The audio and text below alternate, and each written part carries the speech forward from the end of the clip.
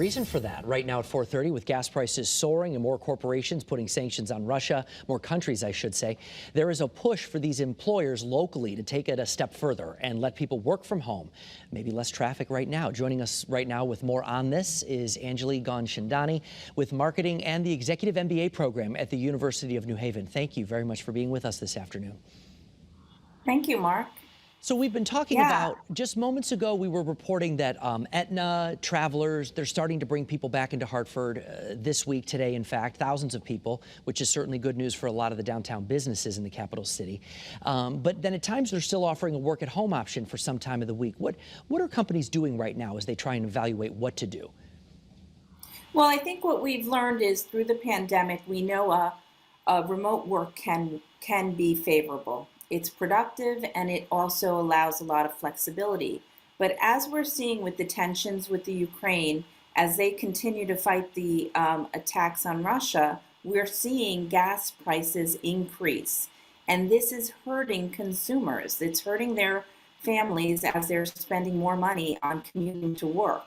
So an opportunity CEOs have are to extend hybrid work opportunities for their employees. This will reduce commuting back and forth and save people gas prices and refilling their tank. It's interesting. I was reading something the other day that talked about apparently $5 is the number that really impacts a lot of people to completely change. And correct me if I'm wrong, but just to change everything that they're doing. You know, you think you're okay with it at $3, $4, $4.50. You're like, I can maybe make this work. But then it hits $5, and you're like, oh no. Is a way to potentially keep that from happening to allow more people to continue to work from home, and then there's less cars on the road? Yes, it reduces your usage of gas and it's savings for the employee while significantly reducing their carbon footprints. By reducing that 1 day of commuting, even if it's 1 to 2 days, it'll make a significant difference.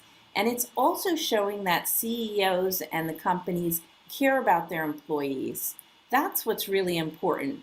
When CEOs are making decisions to halt business and divest in Russia, that's important for the investors and for their consumers. But they also need to be responsible and a conscious leader to their employees and really think about how their employees will be able to be safe and benefit. That's a very interesting point right there, because all throughout the pandemic, so many of these corporations were there for you, we're family, we're all in this together. Almost like, let's see if that would continue right now as we cross or get closer to a $5 mark. Yes, so empowering employees to adopt a hybrid work week by reducing the number of days in the office with remote work will make a huge difference in saving gas. And it'll also allow us to conserve our resources. That's really smart business. All right. ANGELI from the University of New Haven, thank you very much for joining us this afternoon. We appreciate your time and your expertise. Thank you.